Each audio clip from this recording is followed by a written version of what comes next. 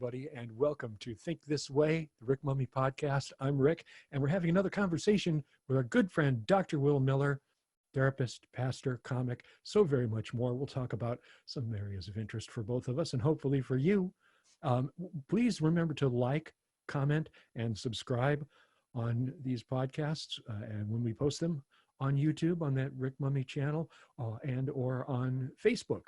And we have a page on Facebook that's Think This Way, the Rick Mummey podcast page. So you can check that out for yourselves too. We'd appreciate it. Now let's talk to Dr. Will Miller. And now, with a cloud of dust, a silver bullet, and a mighty hi-ho silver, it's Dr. Will Miller. Hi, Dr. Will. Hello, my good friend. How you doing, bud? Well, I started right off with an archaic reference. I get a lot of grief from my daughter and stepdaughter about my archaic references and how much I have to translate stuff for them. So I started right off. And Lone Ranger was a big one. Here's the thing about Lone Ranger. The guy that, what was his name? Clayton Moore. Clayton Moore, yeah. And then, because young people, like I think my daughter and stepdaughter, they would only know the Lone Ranger from that horrible movie where Johnny Depp played Tonto. Yes. No, sir. Gotta watch a TV show. Now, for a while, there was a different Lone Ranger. Like Clayton Moore, I think, had a tiff going on. Probably money, I'm guessing. Silver bullets aren't cheap. And so there was a different guy for a while, and then they just went back to Clayton Moore. I'm always amazed at these shows that substitute major characters, and they don't make any kind of mention of it, even like a comedic mention of it. Like Darren on Bewitched. We knew that Dick Sargent wasn't the other guy. They should have at least feigned her changing him into that guy. You know, the Bob Newhart show, when it ended, the last Bob Newhart show, and it ended with him waking up with Suzanne Plachette from the first one, and he says to her, "Honey, you need to wear more sweaters." I mean, just a little, just a little allusion to what you're doing. Also, while we're on the archaic reference thing, we lost, in the past week. Well, let's talk about the past week. I've been referring to this as a post-election chat, but really we're not post-election yet. But anyway, we lost Alex Trebek this week, and everybody knows who he is. We also lost Norm Crosby this week. And you and I like stand-ups, and young people, again, I don't know if there's a modern comedic equivalent to Norm Crosby.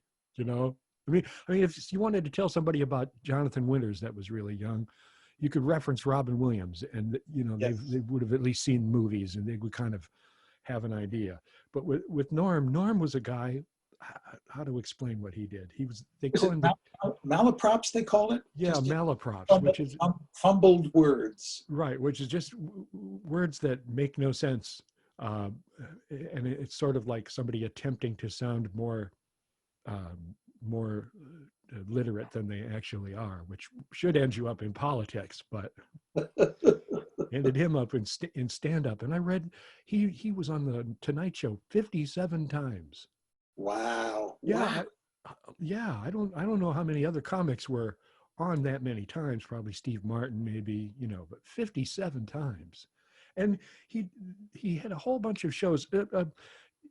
Norm Crosby, for people who don't know, would say things like, "It's very effervescent to see you, Dr. Will." Like the flux of the efflusion of my. I'm not sure. I don't know if Norm started that, or if there's a vaudeville guy that did it, or I guess you could say the guy from the Bowery Boys. Yes. Leo Gorcey kind of did that, where But just the example you made, the art of it was that the misspent said word fit right in phonetically to the sentence. Right. Very interesting to see your face. Yeah, there was a flow to it. It didn't have any meaning, which is why I think I think political speech writers have picked up on Norm Crosby without even knowing it, I think. And I don't know, I guess the only other person at the time that was kind of in that neighborhood was Dr. Irwin Corey. Oh, yeah. Great, yeah. And his classic Tonight Show piece where Johnny Carson said, "Professor Corey, I know that you always wear sneakers. Why do you wear sneakers? And Corey goes, well, Johnny, that's a two-part question. The first part is why. And why is a question that has plagued humanity from the dawn of time. We can't really get into that now. The second part of the question is, do you wear sneakers? Yes. Now, Norm Crosby, Rick, was a favorite in my era of starting stand-up because he had a stand-up. He hosted a stand-up show where he introduced new stand-ups. And the stand-ups that he introduced were all of us no names. In other words, people who, many went on to have careers, but we were in the first like 3 years of our career. Right. He gave you airtime, which was awesome. Wow. Yeah.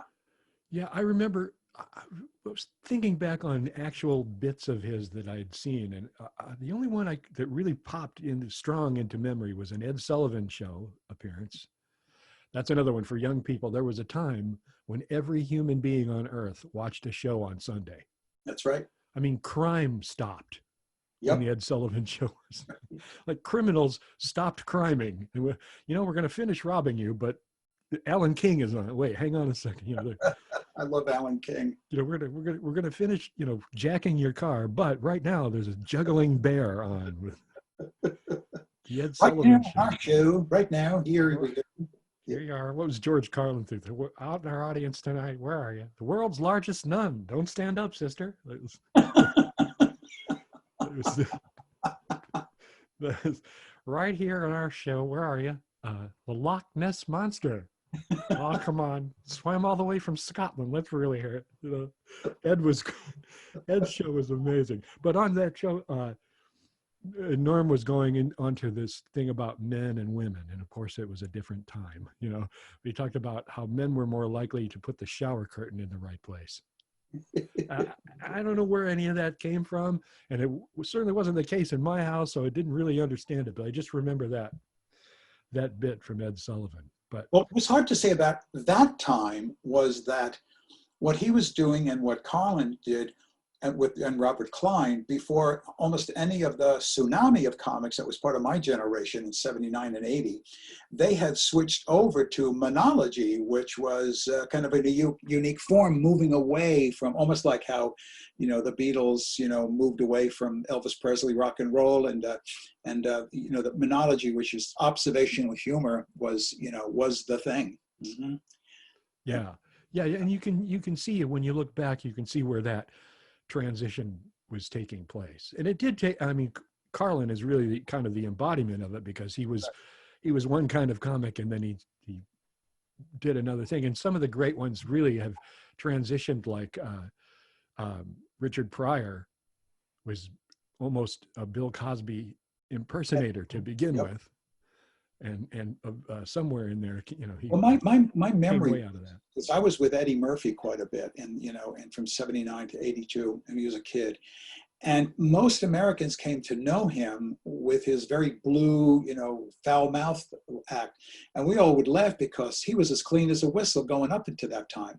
It was in like 82 that HBO, was it, or cable, took off all of the restrictions, and he went wild. But same thing with Pryor. It's like, you couldn't get on TV if you had a blue act. Well, then cable came along, and it was like, all right, here we go. Yeah, and when he did that Pryor did a summer show for a network and ended up having trouble with them. He appeared in that nude bodysuit on one episode. And my favorite thing about my favorite thing completely about that summer show of Richard Pryor's was he had an act on. He had a musical act, and he said, "Ladies and gentlemen, and the Pips," and it was the Pips, and then there was a mic set up where Gladys would have been had she been there. It was just the Pips singing the backgrounds. I know you will, and then dancing back and forth. He really was genius. But you make a really important point going back to Ed Sullivan and all that. And when you say that everyone watched it, before media got splayed out to a gazillion environments, everyone did watch Ed Sullivan Sunday night because, for example, once a year, that's where you saw the new models of the Chevrolet were announced with a lot of hubbub. And anything that needed to be told to the country at large was on television in the evening news or the television shows, and everyone was watching the same 3 networks. It was like, Oh yeah. Everyone I remember the Chevy thing. My grandfather was an American Motors dealer in Gary, Indiana. And when those Chevy commercials would come on, because he wasn't getting any advertising like that out of American Motors, he would go nuts, just profanely crazy. Like when they'd have a commercial on Bonanza, and they had big sweeping commercials on there because they were trying to sell color TVs with it. But Uh-huh. they would come on and there'd be a Chevy on top of a cliff in the Grand Canyon or something, and a big aerial shot of it. My grandpa was selling 4-doors to NIPSCO, to the power company. I mean, that's, oh, look at that. Look at that scenery. Yeah, you don't see a gremlin sitting there, do you? You know, no, you Now, don't. maybe all the ad people from that era are certainly retired or gone. But Yeah. what must it have been like for that particular collection of ad people who cut across the transition to the craziness of now from how they were trained early? How do you do that job now? I have I no can't imagine. I heard somebody, I was watching, there's a documentary on Stars Network, and I think there's a different version of it somewhere else. I don't remember, about this Nexium, which was this massive cult this guy had going. idea. Um, and one of the psychologists they were talking to about what happens with cult members and before, after, and during their participation in these things, he said that we have been in an age of information, but what we're in now is an age of influence. Mm. And I thought, yeah, that was pretty interesting, because Persuade. almost everybody knows how to move the information around. Mhm. Now it's what can you get people to think and believe using it? Well, I'm teaching social media in the graduate school over at Purdue University, and yeah, persuasion is like, a lot of the case studies are when somebody has a misstep, when they get one of the Jenner people to give out Coca-Colas to police in riot gear. Remember that one? Right, right. And it's like, well, who you're persuading and what were you thinking? It can be done really badly. Yeah, really badly, and you can really take people in some amazing directions with it. But the idea of an age of influence, like there's another documentary about that fire festival, FYRE festival they had done supposedly on this island, and it Yep. just fell apart. All the rich kids went to see this thing, and they had no place to stay, and bologna sandwiches and stuff like that. And they were convinced to go down there because a bunch of models went on Twitter and said, Mhm. it's See like, there. you used to need somebody with some sort of gravity to influence people. You don't need James Earl Jones anymore. Just have a Mhm. model on Twitter. Mhm. I use this peanut butter, and people go nuts over it. It's So and of course, it begs the question, what's the next evolution of this? it's hard to tell, and we may be in a tipping point of it now, given all these things that have gone down. And that's kind of one thing that I mainly wanted to talk about. I have been digressing since we started, but people took obvious sides in this election situation, and in the, you're for, you're the president, you're against the president, and whatever gray area exists between those two things, everybody's taken up these positions, and people got on social media, and people have been rough to each other, left to right, right to left, center to both sides, whatever. Uh, and I'm wondering what would be a good first step, if you think you've alienated people over politics, to bring people back to you. Not so much to your Facebook page or whatever, but to people that you've taken up these sides with, and now we're in a different situation now. How do you smooth any of that over? I suppose it's communicating on topics of non-controversy that join you. For example, let's suppose you and I were on opposite sides. Well, I know I could engage you on music. You can engage me on comedy. And that's just a and so for a lot of people on Facebook, I mean, like a lot of people, I have to kind of like shun some people on Facebook because of the nastiness and the hatred. I try not to, but the dilemma I had was that some of my closest friends are the comedians who are notoriously liberal and anti-Trump.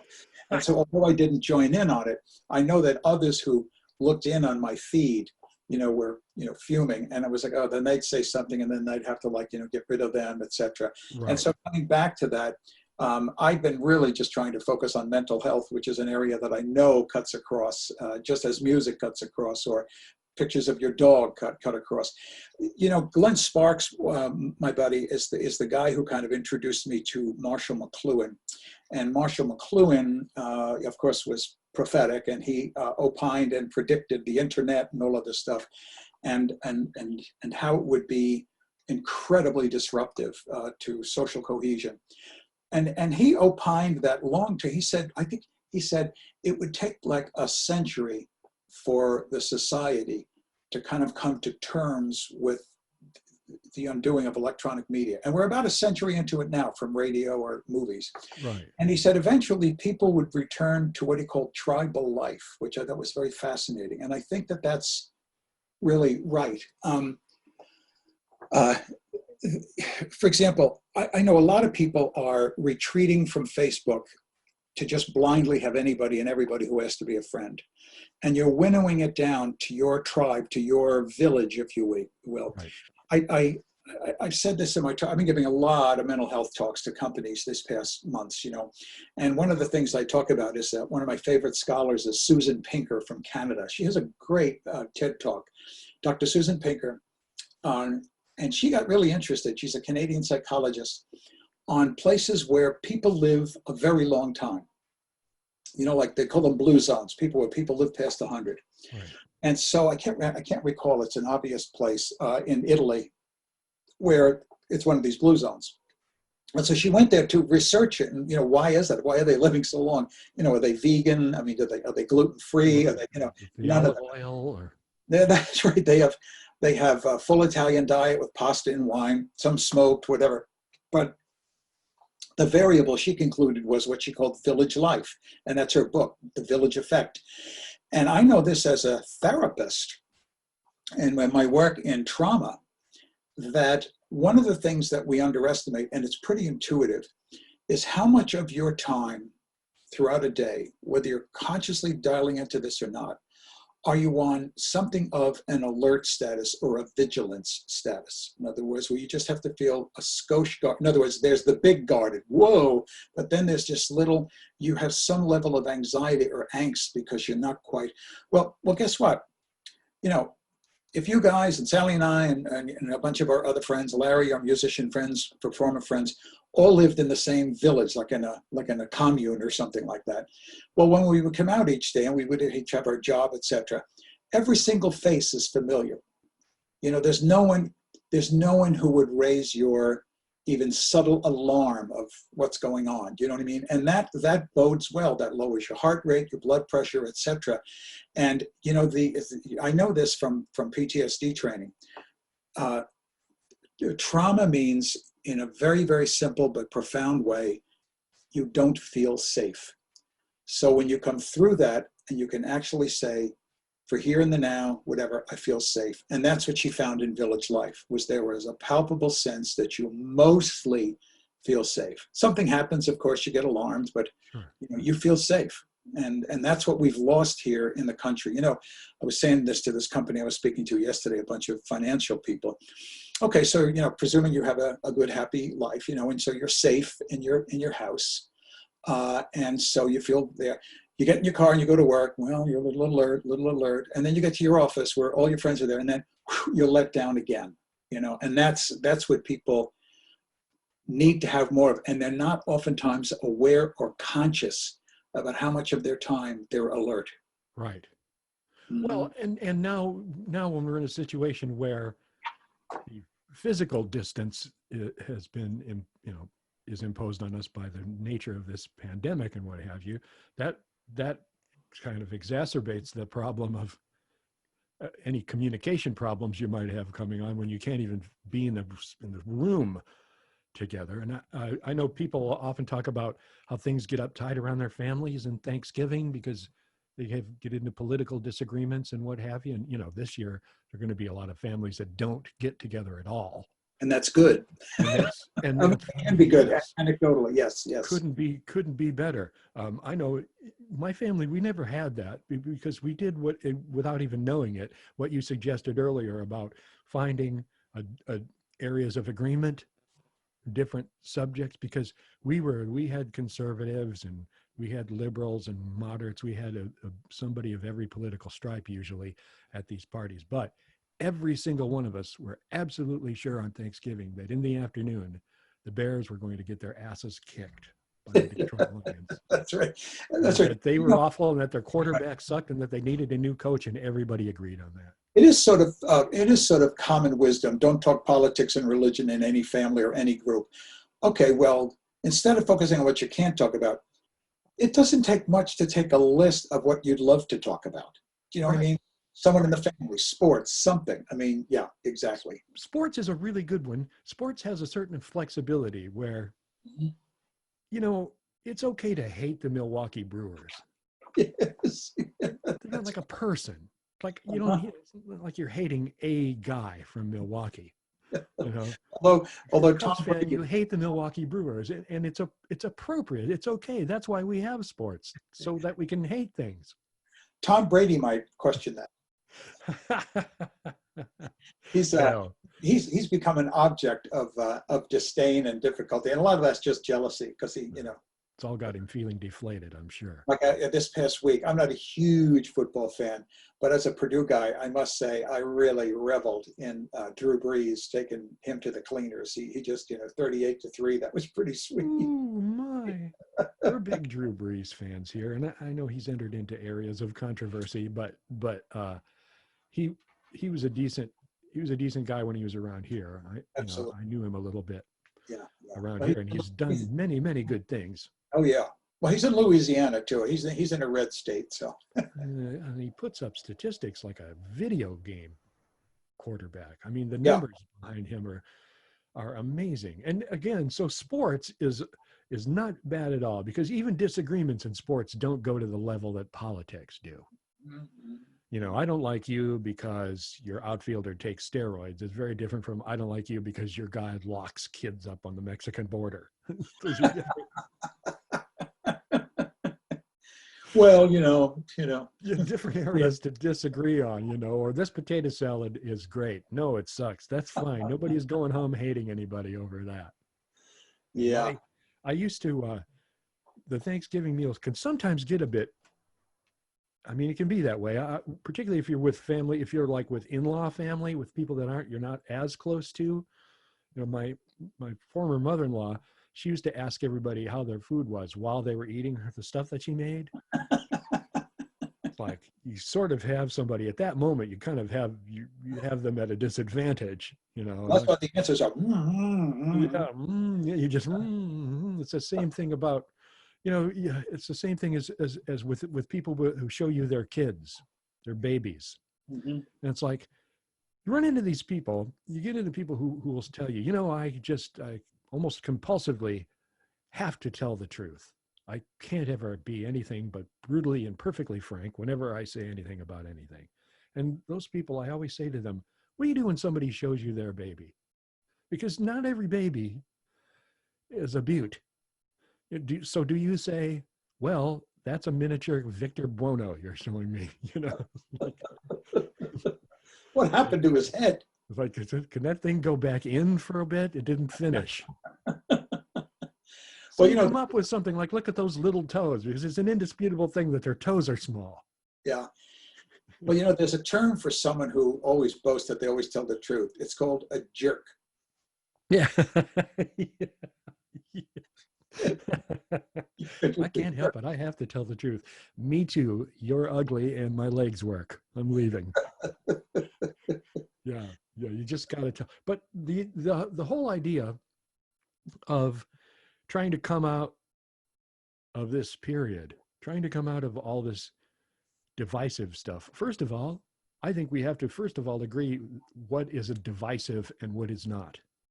Mm-hmm. People call the demands of certain groups of people being divisive. It's not being divisive to suggest that maybe you and yours shouldn't get shot 3 times more likely than somebody else. Yeah. How do you conflate that with the larger nonsense? It's like you can Actually, I think that's in one way that the news did pretty well this year. I think that it did raise the issue of, like with Black Lives Matter, it did raise the issue of the racism that the average person of color, who we may just see but don't really know, have to endure in a more subtle level, not just the big giant headline sweeping things with a police encounter. And it's brought attention to that. And there is an awareness. I take a walk in one of our really nice neighborhoods here, not mine, but the one next to us. And and they're all moved out of yours when you moved in. That's right, exactly. And these are really like, kind of upscale houses. I can't tell you how many of them had Black Lives Matter signs in front of their yard, and this lily white thing. So that has penetrated. That really has penetrated. How far it gets, I don't know, but and of course now with Kamala Harris, and so we're gonna and what was broken by Obama's identity. I often tell people who maybe express some doubt about that I say, you don't mean to tell me that you don't know a coworker, a friend, a neighbor, a colleague who's a person of color, who is the economic and educational equivalent of you, that they're friends of yours. right. And have you ever asked them, have you ever had experiences? What do you think they're going to tell you? They're going to tell you about the time they had this encounter and that encounter. I mean, it's like, I'm just optimistic about that. And of course, the thing with women too. I mean, the thing with women, there you go. That was a badly phrased thing. But This thing with the women. Oh, the women thing. Like, Rick, as well as I do that one of the dynamics of the analysis about the wedding and the election and their trends is the profound transition of the cultural makeup of America. Right. That with whites becoming a minority within a period of time, and and us becoming more multicultural, of course there's going to be changes that are reflected in elections and voting and everything else. So, well, this year was always going to, once the COVID situation started to occur and kept getting worse, it was always going to take longer to figure out election results this year. Yeah. Because people were voting remotely, and so that was always going to take longer. I wonder why we only have one day for it anyway. What about election week? Exactly. And then have one day as a sort of a stimulus to get people out, where it's a day off. I know Columbus Day for it. Yeah, right. I know that a lot of people, for example, are still very, very insecure and paranoid even about, security online. Well, I've been doing my banking online for years, and I've never had an issue. It's not that there aren't maybe attempts, but if we can do that with banking, we can do that with voting, where you get online and you vote online. Right. And it's not like things will, it's not like they won't find, for instance, in this current situation, it's not like they won't find any irregular ballots anywhere. But whereas the Gore thing was, what, a couple, 900 votes or something in Florida, they were fighting over that. It was like a small number in one state. And I don't think that even among that 900, they were going the other way. It's just that they said they were waiting too long or something. In other words, I heard something the other day when they have a big statewide, ballot check, if there are mistakes, it's like in a couple of dozen, maybe 100. It isn't like 9,000. So that's the reason why most people are coming out and saying Biden won the election. They're not going to find 5,000 votes to flip it over. Although they haven't, by the way, apropos of you, has Arizona settled? I don't know. I think that Arizona being any sort of even sort of burr in the president's saddle has got to be pleasing to John McCain if he's looking on somewhere. Absolutely. Yes. Yeah, exactly. Yeah. Well, I like people that don't lose elections. Yeah. And the script writes itself, doesn't it? Yeah. So we have to figure out and find a way, and I suppose leadership is part of what helps to do it. We have to find a way out of this. Like we've just been fighting so hard over stuff that we don't have that much control over anyway, which I think makes the fights a little more bitter. Like if I'm arguing with you, you and I have between us 2 votes. So we could fight tooth and nail about whatever it is, and one of us could say, well, you know what, you're right, and it wouldn't make any difference to anything. So I don't understand the trashing of relationships and friendships and stuff over it all. If you can't, just avoid, just don't talk about it. Well, once again, I'll cite Glenn, the amazing Glenn Sparks, and he was the one who clued me into years ago this phenomena, well-researched, called selective exposure. Pretty intuitive, pretty natural, that people in America, certainly connected to TV and the internet, only expose themselves to voices and opinions that reflect their own. They become convinced, and then they dismiss as irrelevant or wrong voices from other streams. And so that's the Fox News, MSNBC, Fox, whatever. And it's like, that is a major driver of all of this. What's interesting is all of those media outlets are driven by money. And I don't know if you've seen, but Fox News is pulling away from Trump. Did you see that? I've read about that they're in Fox News, that they're having these reports, a claim that they're having sort of a fight between the editorial side and the show business side. Well, the show Hannity side. They're all into Trump as a person, as a personality, but the institution of the network, which will always be conservative, wants to get behind whoever the next conservative identity is. And if Trump's out the door, who's next? And they'll always hold on to their perspective, I suppose, but they'll do it with another personality. Extraordinary stuff. It's extraordinary stuff when you have networks covering a speech by the president and just stopping.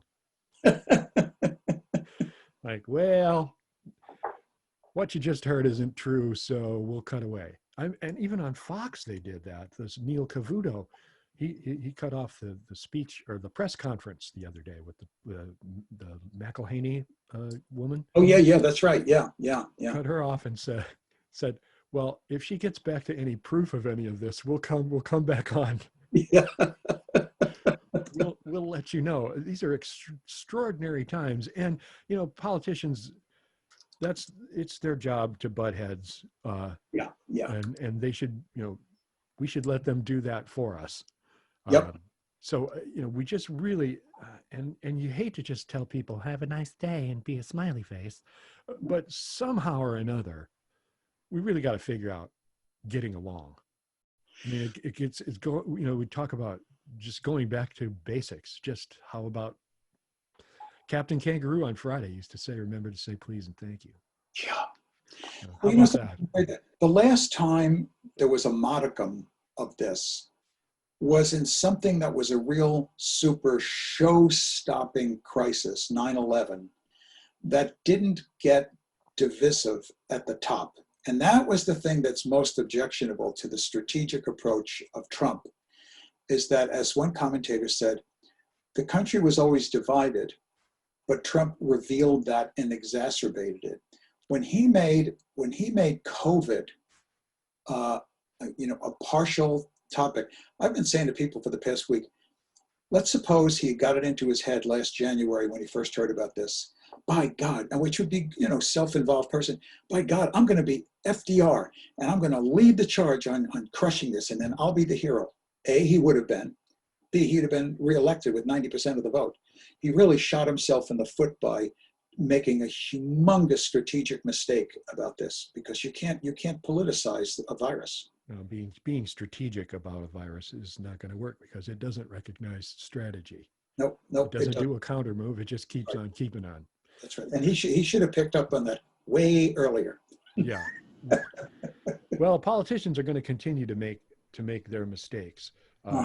As long as the shrapnel from them doesn't burrow its way into and between all of us. That's the thing that bugs me right now. And the biggest hope I have is that we'll figure out a way again to coexist. Doesn't mean we have to love each other or hold hands and buy each other a Coke, but just to get along a little bit.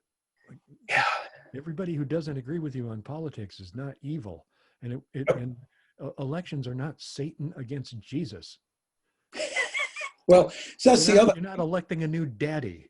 Well, that's the other thing that really frosts me is the politicization of Christianity, which to me, is just beyond grotesque. I mean, it's like, Yeah. I heard Amy Grant, the Christian performer, singer. What's that? Amy Grant, the Christian performer. Yeah. I heard her say once, she said, I get tired of being told that if I believe A, then I must believe B. Mm-hmm. When A and B are completely different things. If you believe in Jesus Christ, then you must believe in X kind of foreign policy or whatever. Like, well, it doesn't make any sense on the face of it. No.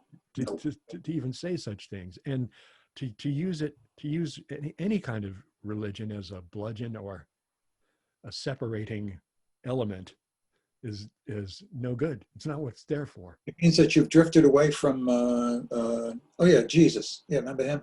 Yeah, the guy who would need his own site. He would need his own. It'd have to be a website. He'd be rejected. sonofgod.com. You need that. I'm on Instagram. I'm sorry that I don't really look like Jeffrey Hunter, but this is my actual photo. These are my Mediterranean features. I'm sorry about His critics be, oh, look who it is, Jesus Hussein Christ. No, maybe he'd need a sitcom on Netflix or something like that. It's just, they could make a whole show about when they bogusly claimed that there was that Joseph and Mary had a biological child that was his brother. And it turned out to be a hoax. But I was thinking, that's the worst sibling rivalry in the history of mankind. If your brother was Jesus, hey, Mom, he keeps forgiving me. Now, Jesus, you know how that makes your brother angry. I'm forgiving him all the time. How come when Dad hits his thumb with a hammer, he says his name? Like, Mom, look at this thing I got to see and shop for my ashtray. What do you think? Well, that's very fine. Your brother's in the backyard explaining how we can all live together in peace and harmony forever and walk into the universe holding hands. Yeah. But I have to look at your ashtray in just a second. Talk to the hand. That's a great biography of Mark Twain you did. I'm going to have a look at your diorama in a moment, but your brother's outside healing lepers. Yeah. Every time we go on dates, he shows off. We got to school, he walked across the reflecting pond. Jesus, I told you, don't show off in front of your brother. Quit forgiving him. You know who picked up on that a little bit was how they depicted with Christopher Reeves in Superman as a kid, as a teenager. They had that where he had to kind of like refrain from showing, but then when those kids were teasing him, he ran at 300 miles an hour and beat them to his house. It'd be hard as an adolescent to figure all that out. I mean, when Superman came on, Superman 1, he throws a carload of crooks off a cliff. Yeah, exactly. So they brought in Superboy. When they brought the Superboy thing along, Superboy at one point says, well, I'm never going to kill anybody. Well, you already did in another timeline. I'm just letting you know. Just so you know. Well, we get off the track a little bit, but I just wanted to talk to you a little bit about in this weird and strange period and hope that we're transitioning to something different, not because of who was elected to any sort of political office, but because we just need to decide that this isn't the way we want to get along. No, and there are a myriad of topics that join us rather than separate us. And you want to know something about someone, ask them about their family or their kids. You're on a safer ground when you do that. But we'll get there. Here's what I think. This is my closing opining to you. And I said this to Larry Smiak yesterday.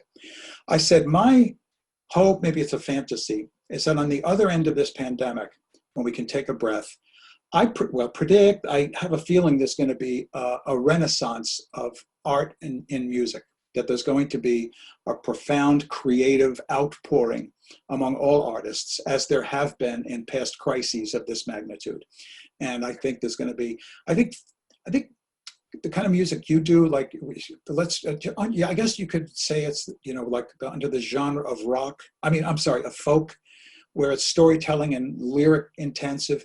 I think that's going to come back. I don't think production stuff is going to take as much hold as storytelling and messaging, because that's what people are wanting to hear, I think, now. So, well, I would like to see that happen, and that's very, very interesting. A very interesting route we might take. There are a lot of ways out. We just got to find one and agree on it. yeah. Well, it's been great talking to you, Bud, and I really appreciate it. And I'll come back anytime. Same here. Thank you so much, Dr. Will. Okay, Bud. Take care.